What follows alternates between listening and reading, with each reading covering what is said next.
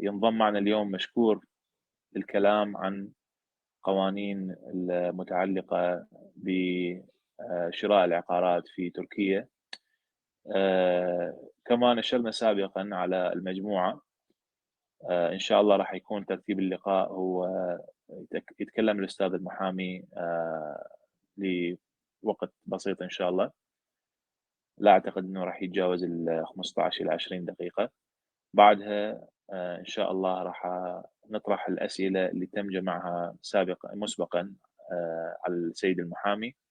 بعدها إن شاء الله راح نفتح مجال الكلام لجميع الأخوة لطرح أسئلتهم والكلام مباشرة مع الأستاذ المحامي. نشكر حضوركم ونطلب السماح من عندكم مقدما لكون اللقاء باللغة الإنجليزية بسبب حاجز اللغة بين الأخوة العرب والأتراك، لكن نعدكم إن شاء الله أنه سيتم ترجمة جميع النقاط المهمة في اللقاء إلى اللغة العربية بأقرب فرصة ممكنة بإذن الله تعالى. شكرا جزيلا. الآن راح أترك الكلام للسيد المحامي. Deniz Bey, I just did a quick introduction to our members about your background that I got from LinkedIn, and I explained the agenda for today's meeting, which is going to be about real estate and legal issues surrounding that. The microphone is yours. Thank you so much. Thanks a lot. Again. And also again, nice to meet you all. Today, as Mr. Saif mentioned, I will try to make a little introduction about the basic laws regarding real estate sale in Turkey upon the choice of the group. Actually, I have just written an article about it for Al Jazeera, where I'm a columnist and I'm publishing monthly pieces. And this topic was my topic 2 months ago. It was not my latest article, but actually the article before. Anyway, I will just, of course, I will not go through the entire article because there are some extra details there. I don't want to spend so much time on every single detail. I will just mention interactive discussion. So starting with the most basic rules, first of all, I can say, which is the main concern of Arab investors, and maybe which is a fact that everybody knows here, that all foreigners can buy real estate in Turkey except just a few nationalities. And among Arab nations, the Syrians are the only exempted nation who cannot buy real estate in Turkey. Except Syrians, all other nations are entitled to have the right to buy real estate in Turkey. So we can say Turkey has very liberal rules when it comes to selling real estate to the foreigners. And also it must be known that real estate sales are subject to very, very strict procedures. In some countries, maybe some basic written contracts can be enough, can be sufficient to complete the sale of real estate. But in Turkey, any real estate sale must be made before at the public title deed registry offices. We call it as Tapu Genel Müdürlüğü in Turkish, Tapu Genel Müdürlüğü. So whoever wants to transfer the title deed of the real estate must go to the public title deed registry offices, the relevant office, with the seller, and with the presence of the both sides, the sale is completed. And also, before going for the sale, an appointment must be taken. Definitely, it is impossible to go to any public title deed registry office and say to them, okay, I want to make a sale today, so let's finish it. It is impossible. One needs to take an appointment, and also there is a sort of declaration form which must be submitted while getting appointment. And then when the appointment date comes, the parties can go to complete the sale. And while submitting for taking appointment, while submitting the papers for taking the appointment, also there are some documents to be submitted along with the form, declaration form. I will not go into details of every single document, but there is an important and frequent asked question, especially by the Palestinians. I don't know if there is any Palestinian in the group. One of the documents is the ID, the national ID of the foreign investor, ID or passport. These are the only accepted documents. Anything substituting ID or passport wouldn't be accepted by the Public Title Deed Registry Office, but only for the Palestinians there is an exception. As you know, many Palestinians don't have a passport or ID, but they carry travel documents.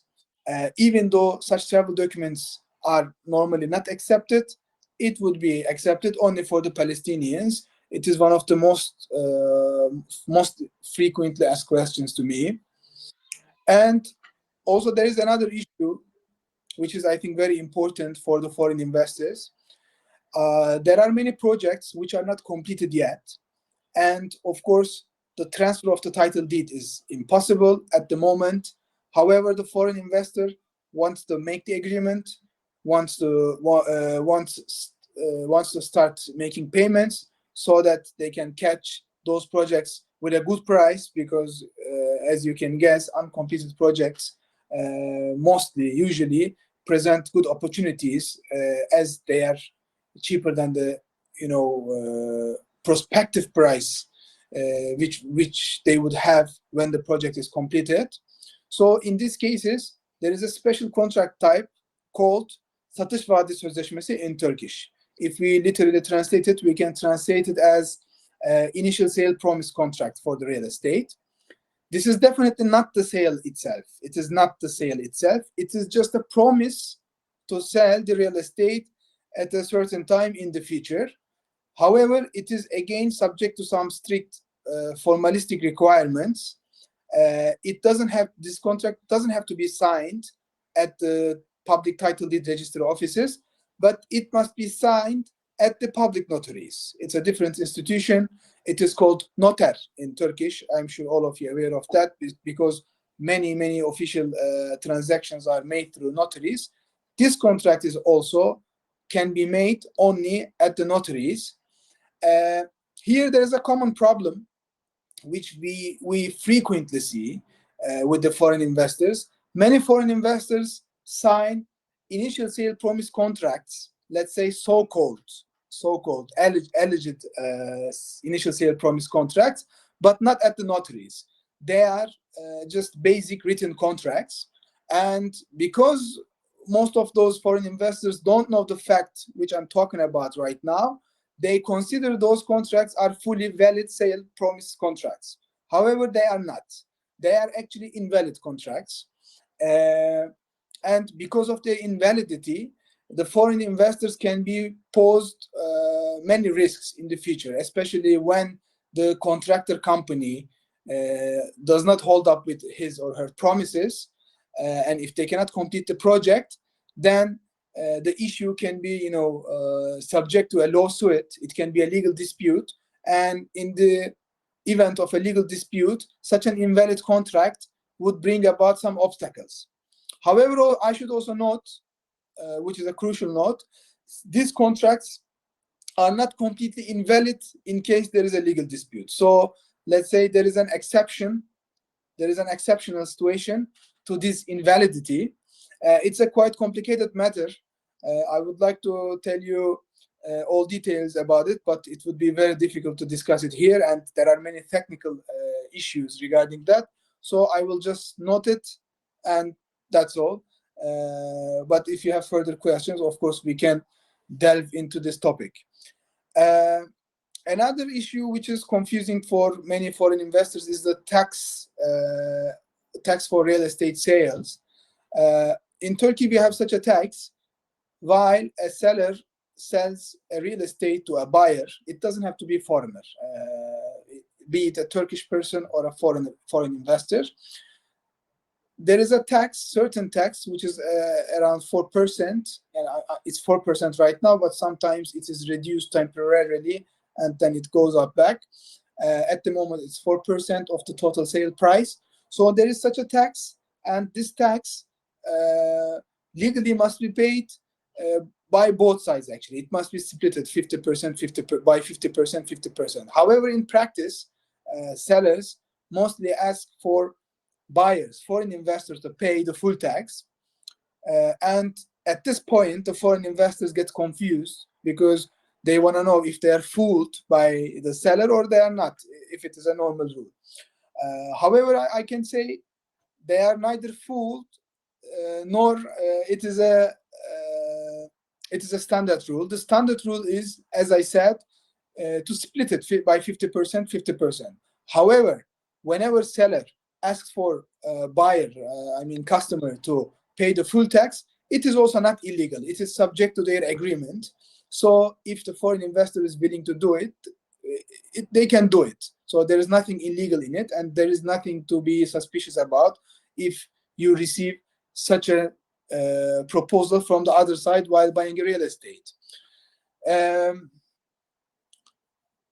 Also, it must be noted that foreign investors always can authorize third persons to represent themselves during the sale.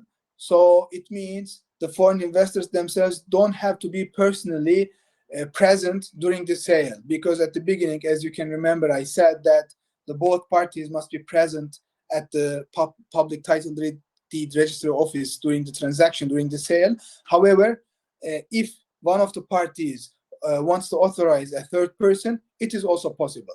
But such an authorization is also subject to some strict formalities.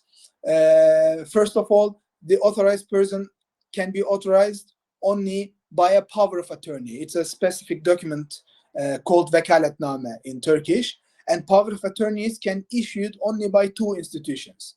If the foreign investor is in Turkey, power of attorney can and should be issued by through the public notaries. If the foreign investor is abroad, this power of attorney can be issued only through the nearest embassy or consulate. And there is a very important point which is sometimes forgotten by foreign investors and which costs them a lot of time. In such power of attorneys, definitely the photo of the investor must be attached, must be stamped on it. Actually, if anyone wants to issue a power of attorney through public notaries in Turkey, it wouldn't be a problem, because the notary automatically would urge you to add the photo. They will never issue a power of attorney for real estate sale without a photo, because it's a very common rule. It's a well-known rule. Also, our embassies and consulates would never do this mistake. They would always ask for the photo, and they would not let foreign investors to attach or stamp their photos on it. However, the problem occurs when our embassies and consulates don't issue power of attorney, and when they ask foreign investors to issue a power of attorney as per their own local rules, and then our embassy, Turkey's embassy or consulate, would only translate it officially and attest it. There are some countries like this. Actually, there are many countries like this, because in all countries, Turkish consulates and embassies, unfortunately, are not able to operate with full capacity. Especially in the Middle East, I can say the majority of the countries don't have fully competent Turkish embassies and consulates. For example, our Riyadh embassy, our Kuwait embassy, or our, I'm not sure at the moment, but I think also in Oman, in Muscat embassy. Sometimes our Abu Dhabi embassy. At the moment, our Cairo embassy. And I can count many more consulates and embassies. None of these embassies are issuing power of attorneys at the moment, or even when they issue just for some limited topics. So in such cases, the foreign investors in those countries have to go to their public notaries, or I don't know, in some countries there is nothing like notary, but they issue power of attorneys through different institutions. But whatever it this, they have to go to those institutions, and then they can bring their power of attorneys to Turkish embassy only for translation and attestation. And if in their countries there is no such a standard, like putting a photo on the power of attorney, then the problem occurs exactly here. It is actually a very recent problem with Saudi Arabia at the moment. We have some clients in Saudi Arabia at the moment. They want us to represent them during the sale because they are not able to come to Turkey, but they want to complete their sales. But unfortunately, they cannot issue power of attorneys with a photo. It's a very, sorry to say it, but stupid minor problem. But unfortunately, it stops the entire process at the moment. I just wanted to note it. Also, there is another compulsory requirement for foreign investors while buying real estate in Turkey, which is the submission of an appraisal report. Appraisal report is a report which financially evaluates the real estate and states its not real, but actual market value on the report, so that the foreign investor can see this assessment, this evaluation, and the foreign investor can understand if he or she is paying a manipulated price or a fair price. It is actually a measure which aims to protect the foreign investors. So it's something in favor of them. Foreign investors have to pay a maximum a few thousand Turkish liras for such reports. It can seem as a burden at the beginning, but at the end of the day, it's a protective measure. This is why it is compulsory. Actually, it was not compulsory before 2019, and many foreigners got fooled by sellers because they just paid very manipulated prices, much above the fair market prices, and they could realize it only months later or years later. But this appraisal report system is a good, sufficient obstacle to such scenarios. But in practice, this appraisal report system can bring about some difficulties, especially at the moment for the recent weeks, let's say for the last 1.5 months. The appraisal report submission system has been completely changed. Actually, our decision makers aim to make it better. And at the beginning, we as lawyers saluted these changes because we supported these changes. But unfortunately, in practice, it could not be implemented very well.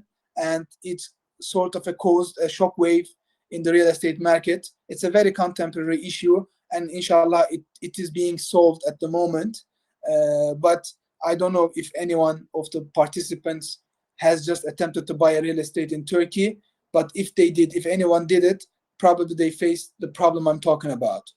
And also my last 2 points. Sorry, I'm trying to read my note. I think I wrote it very bad. So, okay. Agricultural lands. There is another frequently asked question to us.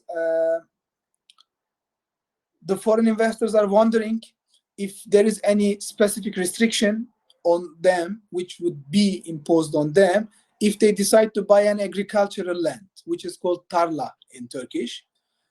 Actually, many foreign investors seem to be interested in agricultural lands in Turkey, mainly because of 2 reasons. The first reason is that agricultural lands, as you can understand from its name, are not subject to construction yet. So they are just lands which cannot be used to build houses or facilities on them. This is why their values are relatively lower than the normal lands. But of course, some of them have potential to be converted to normal lands in the future. So the foreign investors, like also Turkish investors, see some opportunities in buying agricultural lands in some certain areas by assuming or by hoping that in those areas, construction servitude, construction permission will be delivered by the decision makers soon, so that their land will be converted to the status of a normal land and their prices will climb up rapidly. This is the first reason why foreign investors are interested in agricultural lands. And if they can really find good opportunity, really they can make a lot of profit in a short term. And another reason, the second reason of why they're interested in agricultural lands is that some of the investors really want to invest in agriculture because Turkey has vast territories for agriculture, unlike many Gulf countries or many Arab countries. So also the climate conditions are, how can I say, useful or available for agricultural activities in most of the regions, even if not in all of the regions. So just the foreign investors want to take the benefit of these conditions, and they want to invest in an agricultural enterprise, which requires agricultural lands. I can see in the last 3-4 years, it has become a trend among Arab investors. They are willing to get into agricultural projects. They create some funds, like a few or many businessmen, and they pool these funds into such agricultural projects. And my last point that I want to mention is that, again, it's a frequent asked question. Actually, I think you could observe that I picked my points out of the frequent asked questions by our clients or by our Arab networks to us. Also the last question is one of them.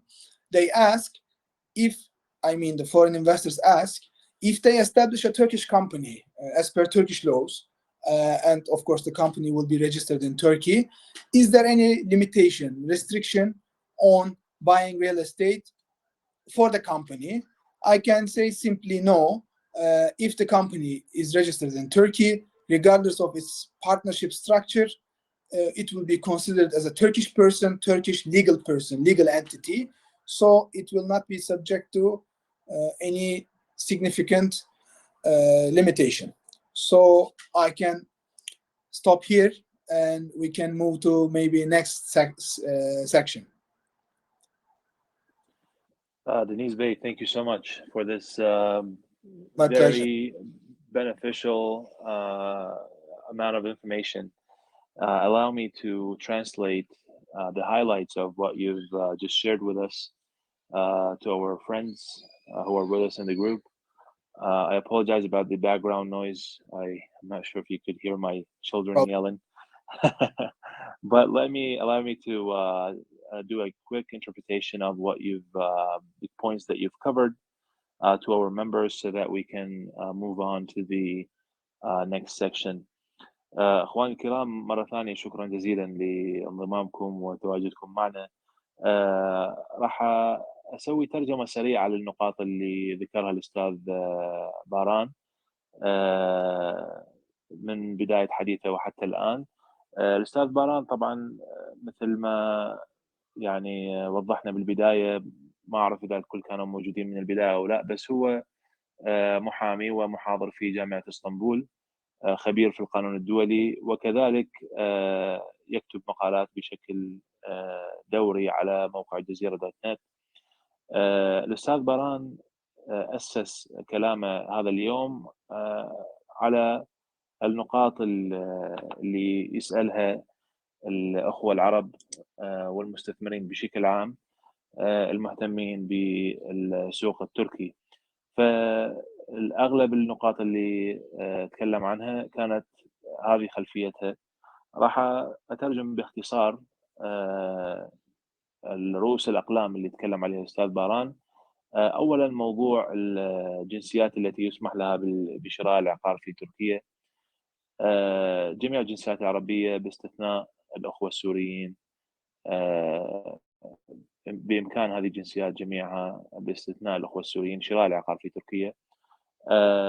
كذلك تكلم عن موضوع الأخوة الفلسطينيين وكونهم للأسف لا يملكون يعني جوازات سفر،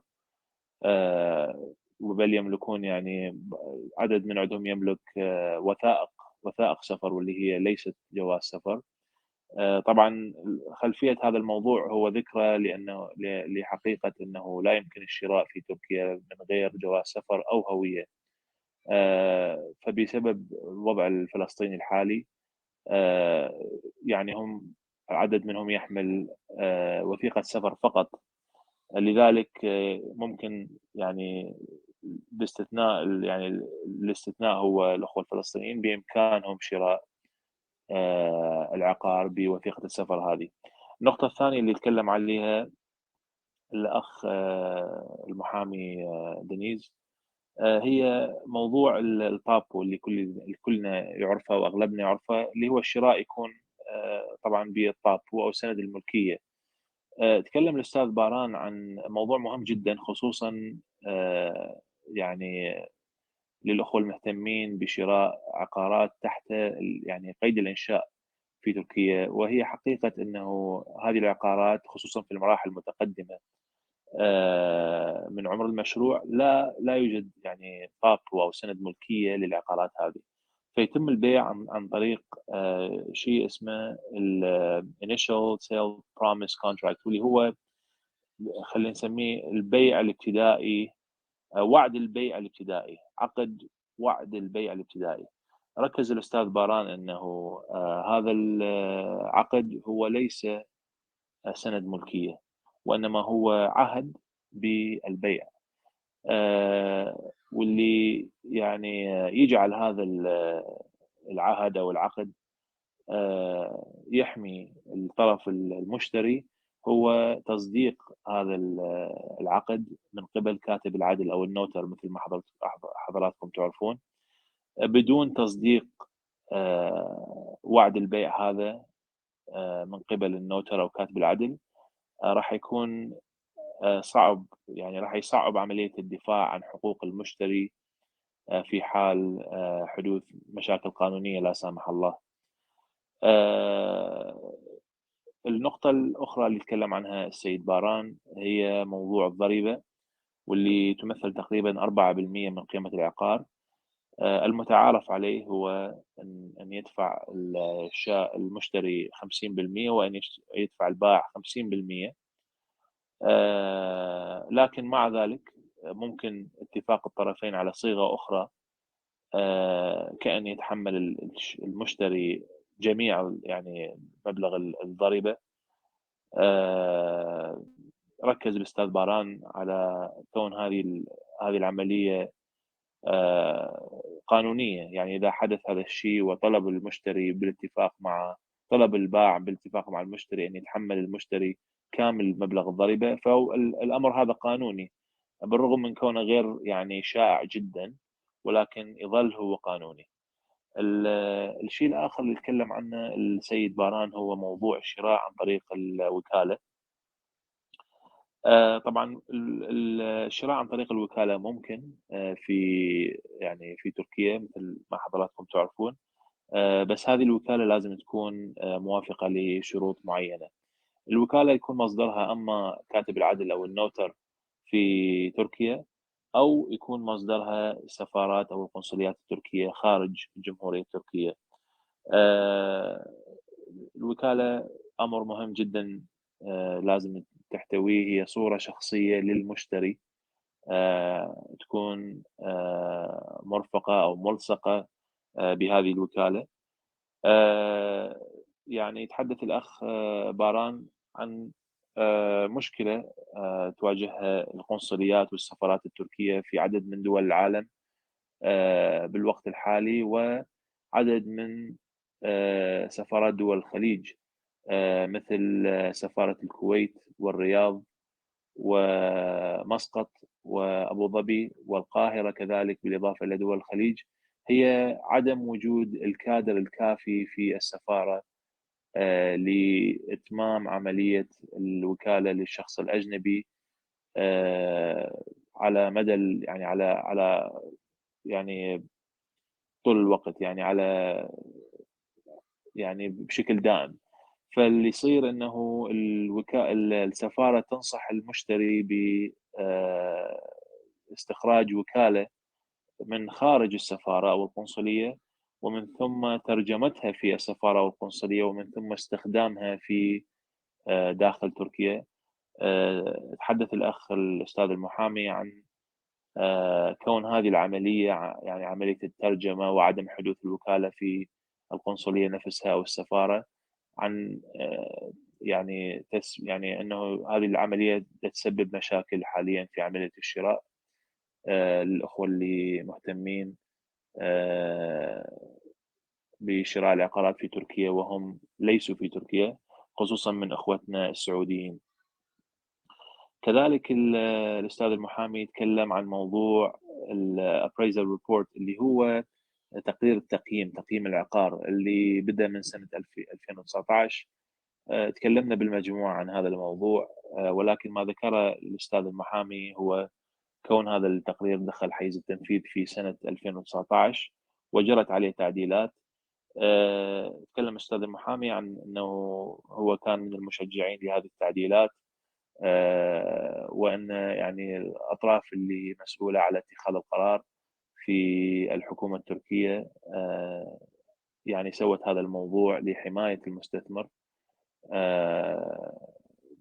يعني من أي تلاعب بسعر العقار.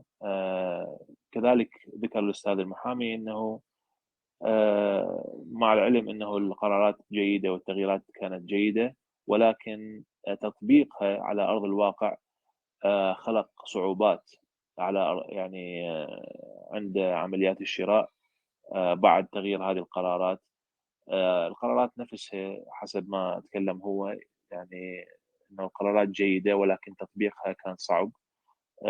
يأمل الأخ المحامي بتجاوز هذه المشاكل بالوقت القريب إن شاء الله. الأمر الآخر قبل الأخير اللي تكلم عنه الأستاذ المحامي هو الأراضي الزراعية أو ما يعرف بتركيا بالتارلا. تكلم الأستاذ المحامي عن كون هذه الأراضي يعني جذابة لكثير من المستثمرين خصوصا العرب في تركيا، لكونها أراضي لا يمكن البناء عليها، لا يمكن بناء مجمعات سكنية عليها، فتكون أسعارها أقل بكثير من الأراضي اللي مخصصة لبناء المجمعات السكنية. الكثير من الأخوة المستثمرين اللي يشترون هذه الأراضي يعني يسعون لشرائها بسبب يعني على أمل أن يزيد سعرها بالمستقبل. بعض الأراضي مثل ما حضراتكم تعرفون بها مجال أنه يرتفع سعرها بالمستقبل، تتحول صفة هذه الأراضي من زراعية إلى سكنية. وبعض الكثير من المستثمرين اللي يدخلون في مجال الأراضي الزراعية هذا يكون هدفهم من عملية الشراء. ببساطة هو يعني الأمل في أن يزداد سعرها بالمستقبل. النقطة الأخيرة اللي يتكلم عنها السيد المحامي هي موضوع الشركة في تركيا. ذكر أنه أمر إنشاء شركة هو يعني قانوني تماما بالنسبة للأجنبي في تركيا. الشركة تعتبر كيان تركي، يعني هي Turkish legal entity، يعني هي كيان تركي قانوني الشركة. بالإمكان يعني إنشاء شركة ومزاولة عملها في تركيا بدون أي مشاكل. هذا يعني باختصار شديد، أرجو أن لا يكون اختصار مخل ما تكلم به الأستاذ المحامي. Deniz Bey, I have a quick question in regards to agricultural lands about the limitation that comes with buying these lands. How many years do the investor has or do investors have before there's a piece of information that is floating around that if you buy an agricultural land, you have a certain number of years before some legal action might be taken against you if you do not utilize it in an agricultural activity. How accurate is that? It is true. It's a totally accurate information, and the duration is 2 years. 2 years. Very good. Thank you.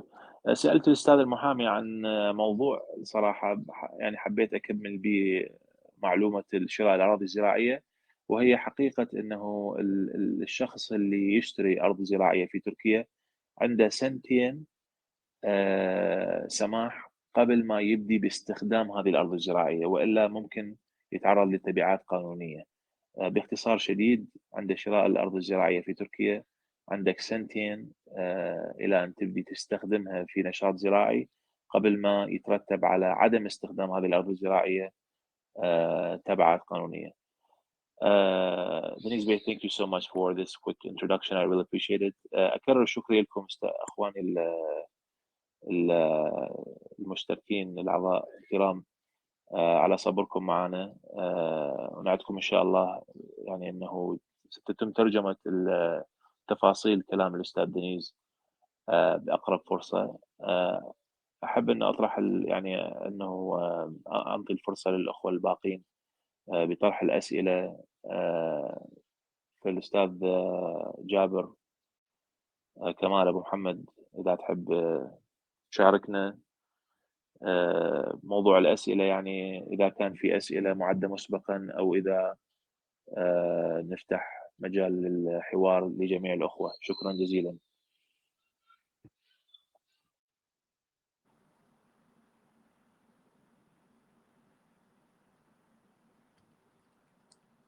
Okay, are we done? اخواني الكرام، اي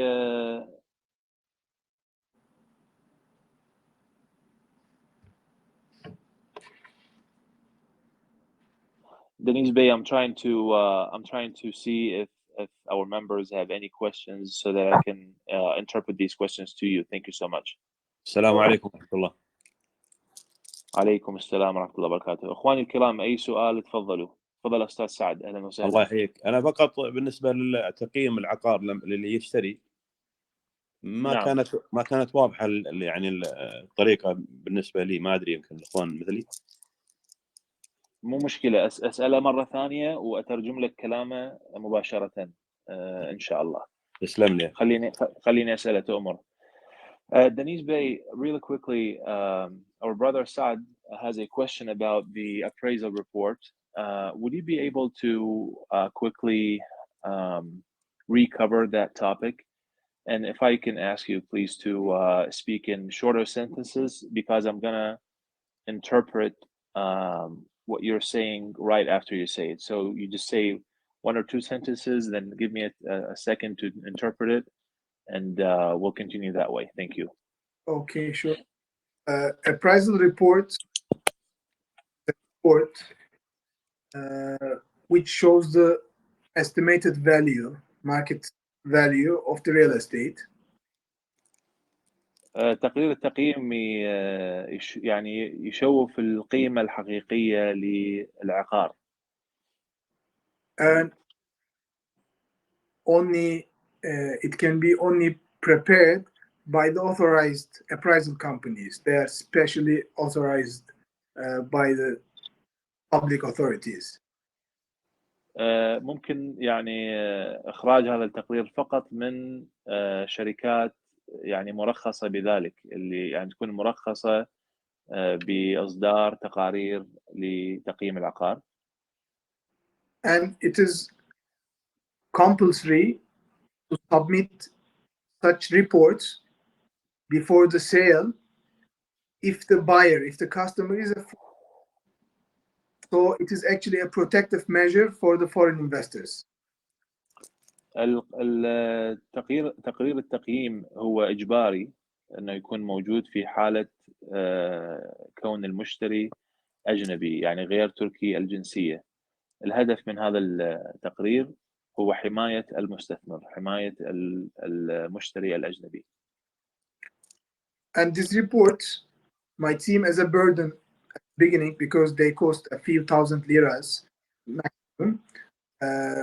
It is actually in favor of foreign investors because thanks to these reports, they can see if they are paying a manipulated price or a fair price. هذا التقرير قد يعني يظهر كعبء بالنسبة للمشتري، يعني يكون مثل تكلفة إضافية، قد يصل السعر إلى بضعة آلاف الليرات التركية، لكن بالحقيقة هو أداة لحماية المشتري أو المستثمر الأجنبي من أي تلاعب بالسعر. يعني ممكن يوفر له خسارة مبلغ أكبر. That's all the main points are like this.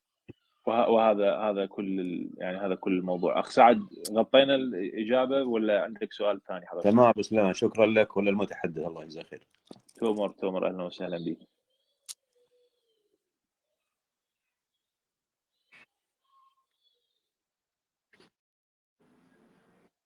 أخوان الباقين أحد عنده أي سؤال؟ السلام عليكم، يعطيكم العافية. أنا أعتذر عن التأخير حبيبي ابوسليمان. عليكم السلام، أهلا أبو سعد، هلا بيك حبيبي، الله يحفظك ولا يهمك، كله مسجل. الله يسلمك. Dennis, welcome to our voice chat. We're interested to and we got to meet you over here. It's my pleasure. Thanks a lot for your invitation. Thank you. أبو سليمان، أنا سؤالي طبعا راح نخلي عليك الترجمة عاد، أنا أقدر أحكي إنجليزي بس. تومر كيفك اللي تبي، ترى حاضر يعني. دلل انت مثل ما تحب. السؤال اذا لك براحتك، انت اذا سؤالي لك اساله بالانجليزي واحنا حنترجم بالاخير بكل الاحوال. اذا اي So Dennis, I have a question regarding. لا الافضل الله يرحم والديك، الافضل عربي على اساس نختصر الوقت. ابو سعد انا اسف على المقاطعه، خلى عربي عشان نختصر يعني. ابو سليمان يترجم سؤالك ويترجمه بيطول الوقت علينا. ابشر انا كنت راح اسوي الشيء هذا بالضبط بس يلا.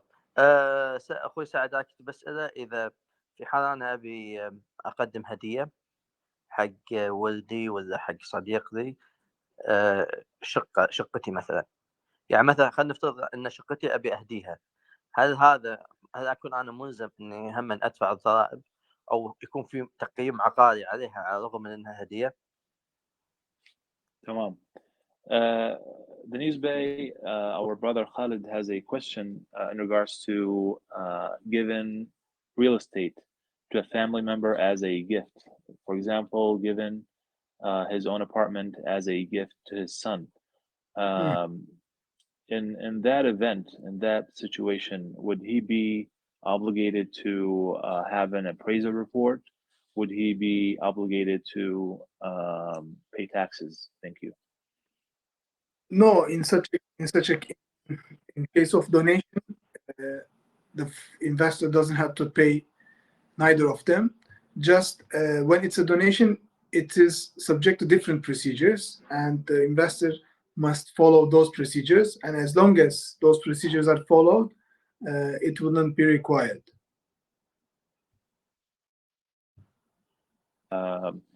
جواب الأخ دنيز للأخوة الباقين، أتصور أستاذ خالد أبو سعد فهم الموضوع، بس الجواب هو ببساطة لا غير ملزم أي إنسان يهدي عقار لأي شخص بدفع الضريبة أو القيام بموضوع تقرير التقييم الابريزل ريبورت. راح يكون هنالك يعني أمور ثانية قانونية لازم يسويها، بس الجواب على السؤال تحديدا أنه لا يدفع ضريبة ولا يحتاج لعمل appraisal عفوا تقرير التقييم.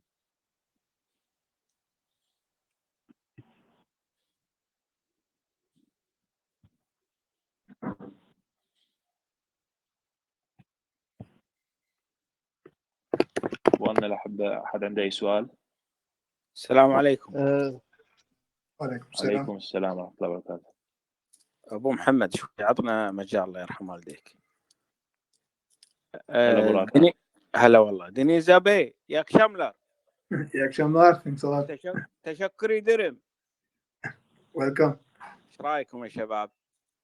أصلي لا أصلي. الله يعطيكم العافية. هذا يسموه أول شيء يعني بالنيابة عنه أشكره على يعني اقتطاعه وقت من يعني هالجزء من وقته الثمين يعني المشاركتنا في هالثروة القانونية. أنا أعتبرها صراحة.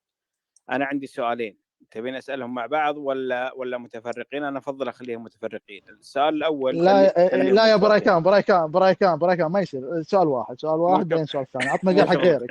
مو شغلك. أبو سليمان، السؤال الأول إحنا نشوف الشقق النت والبروت، نعرف إن الإجمالي مساحة الشقة والصافي، لكن لا نت ولا بروت صحيح. يعني احنا نعم. نلقى النت يعني صافي الشقه 200 متر، ولما نجي نحسبها بحسبه بسيطه نلقاها 100 متر. والكلام هذا مو يعني الاعلان، هذا في الطابو يعني في الرسمي يعني. انا هذا اللي انا شفته يعني. هذا سؤالي الاول. تمام، سؤال ممتاز. اسمح لي اترجم اخوي باران الله يحفظك. Deniz Bey, this is one of our very valued group members slash honor admins, our brother Barakan from Kuwait.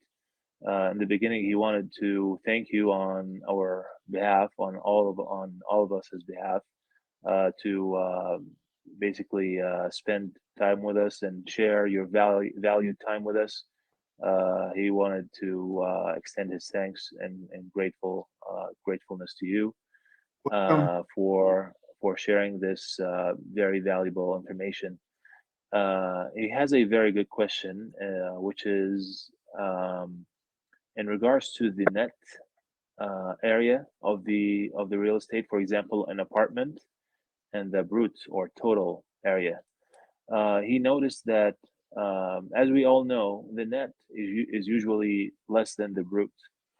If you're looking at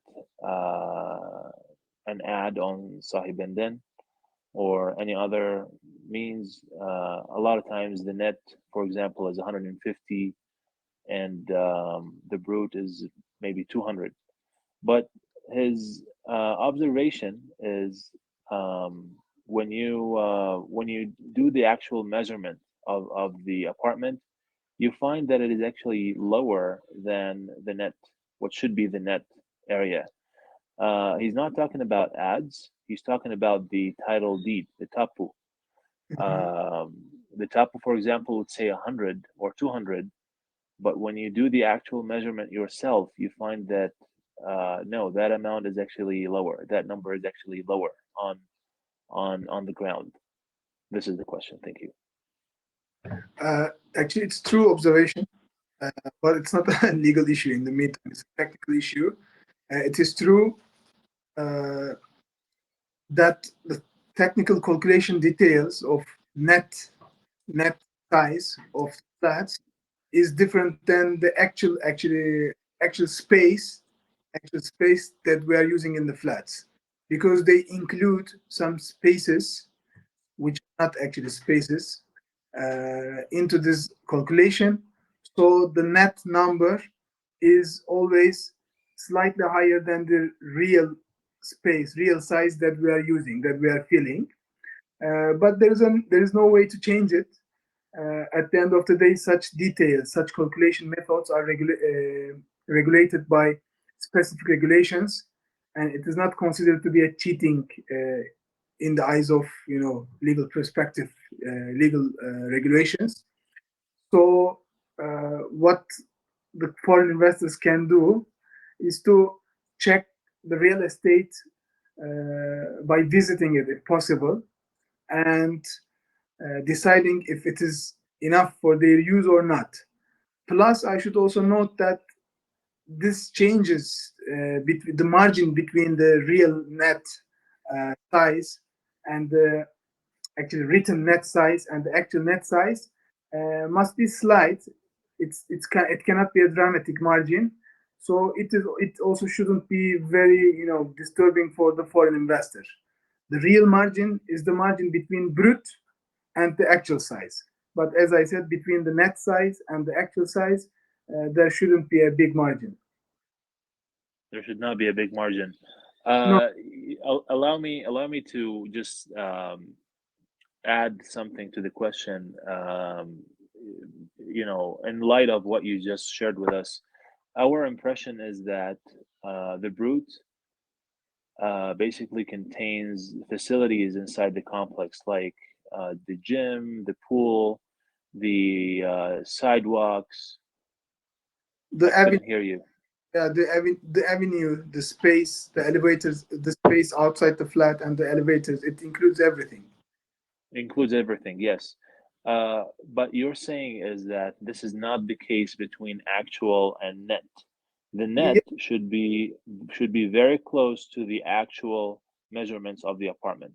Very close, but close. it shouldn't be very different. Close. Yeah. Close. Great. Okay. Let me interpret what you've just told me. اخوي ابو راكان هذا big يقول difference السؤال. between انا فهمته والله بس انت ترجمه لكن تمام.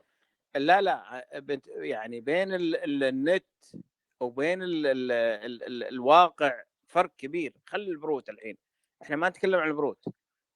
يعني النت لما يقول لك 200 وتجي تقيسها بحسبتنا الطول في العرض المساحه المعروفه عندنا في الدول العربيه تلقاها 100. نعم. ابو راكان هذه شفتها باكثر من حاله لو بحاله واحده؟ باكثر من حاله وباكثر من شقه، كل الشقق اللي مريت عليها هذا الوضع عندهم. يعني عندهم حسبه غريبه عجيبه يعني. وسلامتك، ما ادري عاد يصححون الاخوان، انا مخطئ يعني ما ادري يعني. انا هذه ملاحظتي اللي شفتها. والله ترجم لنا يا حبيبي، ترجم. Deniz Bey, he fully understood your question. Excuse me, your answer. His observation was that he noticed a big difference between the net and the actual. So he's not thinking. I could not hear you. Like how much percent he means? What is the percentage? شنو النسبة أبو راكان؟ يعني إذا 200 متر مو شرط نسبة، بس من إلى النسبة دبل. إذا 200 تشوف 100 متر. اي والله لدرجة إن واحد كاتب 290 وخليته يقيسها بالمتر، يقيسها ويرسل لي بالمتر، طلعت ما يعني إذا ذبحت نفسها 120. تسمح لي شوية أبو سليمان؟ تفضل أبو محمد، تفضل عيني. السلام عليكم، يعطيكم العافية، جواكم الله. أشكر المحامي على اسم الاستماع لنا، وراح نأذي شوية. في مداخلة عندي على أبو ريكان، بس ترى أنا مو بشار، ترى مداخلتي بسيطة عليك يا أبو ريكان. المقاس ينحسب عندهم في تركيا قطاع كامل، ما ينحسب بالاسوار. يعني اليوم انت بنيت طابوق وما يحسب لك اياها مع الطابوق او الجدار، بمعنى ياخذ لك المقاس كامل قبل لا يبني الجدار، ياخذ المقاس كامل مع البلكونات ويحط لك على هذا الرقم، يحط لك هذا مقاس الشقه. انت تبني العواميد، تبني الطوابق، فانت بالنسبه لك، احنا بالكويت عندنا وبالخليج ان احنا ناخذ المقاسات بالفعلي مع الجدار. يعني الجدار موجود اليوم، اقيس الصاله، اقيس الغرفه الثانيه، اضربهم بهذا يطلع لي المقاس كامل. عندهم لا، باختلاف. يبني المبنى فاضي، المبنى يقيس الشقه ويعطيك المساحه، يقول لك هذه المساحه اللي راح تاخذها. وسلامتكم. اعتقد لو تترجم حق التركي بهذا الكلام اعتقد راح يكون معك بالمحامي. هذه ما تفرق لها 10 متر مربع لو بتقيسها فعليا الطوف هذه. يعني الحين انا بتكلم عن نفسي مثلا. انا قست الشقه، اختلاف تقريبا 30 ل 30 40، بس مو الدبل، وايد الدبل. 30 40 شنو؟ يعني انت تتكلم مثلا 210 الفعلي عندي 180 185. اي ممكن لما نحسبه عني انا اشيل البلكونات، اشيل هذا، لانهم يحسبون حتى البلكونات معاه. لا انت تتكلم عن البروت، يعني نتكلم عن النت. لا ابو راكان الله يرضى عليك، هو ابو محمد اللي يقول انه قبل ما يقسم الشقه يحط بها جدران حياطين، يعني يحسب، خلينا نقول من المدخل. فاهم كلامه بس نعم. الحين البلكونه ما تدش في النت. الحين ابو محمد قال نقطه وفهمناها، وانا ما ودي نطول في الامر، لكن انت عارف يا ابو سليمان يعني التوكي ترى هذول غير يعني. ما تدش البلكونه في النت. لا ما ادري، البلكونه مو في النت، البلكونه في البروت في الاجمالي. انا ما اعرف الصراحه، الانطباع اللي عندي انه داخله، بس معلوماتي على قدي يعني. على العموم خلنا عشان نطيل الموضوع. التوكي تعرف لهم يعني لهم اشياء غريبه عجيبه يا ابو سليمان. خير ان شاء الله. يلا خلينا نهي عشان صاحبنا خلينا علقناه. يلا سلام. نعم اترجم، انطلق. انطلق ترجم، قول له الكلام اللي دار ما بيننا. نعم. Deniz Bey, thank you so much for your patience, and I hope that we're not sabotaging your personal time. Basically, Abu Rakan, his observation was he did understand what you were talking about, and the difference that he noticed was between the net and the actual, and he said that it could be really dramatic at sometimes, like you can be told it's 190, but when you actually measure it, you end up with 120. Another group, the group owner, actually, Mr. Abu Muhammad, his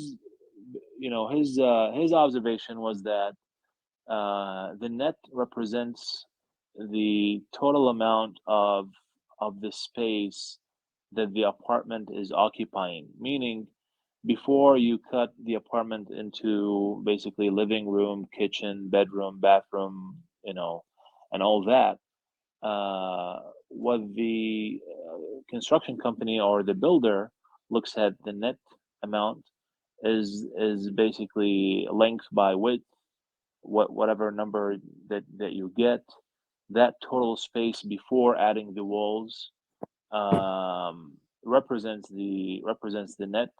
Also, we had one more thing that I would like to ask is that we had a small argument about whether the balcony is considered to be within the net or is calculated against the brute area. Thank you so much for your patience. First of all, let me state, I think it will be my last answer because, as I told you before, I could spare 1 hour, and I will need to move. I will need to move to another work. So no problem. At the beginning, and regarding answer of this question, as I said, I'm not very familiar with specific technical details of this calculation because it's a technical matter and it's not a legal matter. To be honest, as lawyers, we are not getting into too much of the details, the details of the topic. But I can just comment, first of all, if net goes 190 and if it comes out that it's 120, it is impossible. Then there must be a problem. Either the measurement is problematic or the net is not reflecting the reality. The discrepancy between them, the margin between them cannot be that much. It can be around 15%, 20% maximum. But I did not see any other example so far. I did not see any example which exceeds 15% to 20%. And regarding the calculation of the net, I think it's true that the net reflects the total, the length and width of the flat, I believe, and there are some other parts which are not actually used by us, but added into the calculation. But I cannot exactly say this is net and this is not net. However, I can say that balconies are calculated in net. I'm sure about this. If there is any terrace, if there is any balcony, it is calculated within the net amount, net size. Very good. Deniz Bey, thank you so much for your time. We really appreciate you coming and spending time with us. I would like to state that whoever wants to reach me can get my contact from Mr. Saif. Mr. Saif has my number and email, I believe. So whoever wants to reach can reach me anytime. And also for the convenience of language, I have a full-time Arab translator normally. I was not expecting that I was going to need her, so I did not call her. But anyway, you could help me in this meeting. But in any other private conversation, if our participants need to communicate in Arabic, also I can help in it. Very good. Are you open to more meetings in the future? Yeah, why not? Why not? As long Inshallah, very good. Yeah. Very good. Thank you so much for being available on behalf of the group. Thanks again, and we wish you a pleasant evening and a great day. Thank you. Thank you. Assalamu. مع السلامة، الله معك. السلام عليكم يا حبايبنا. يعطيكم العافية. يعطيكم قواكم العافية. الله. الله يحفظكم يا سليمان رب. شلونك؟ شكرا ابو سليمان، ما قصرت، الله يحييك. على راسي، تؤمر أمرك. سليمان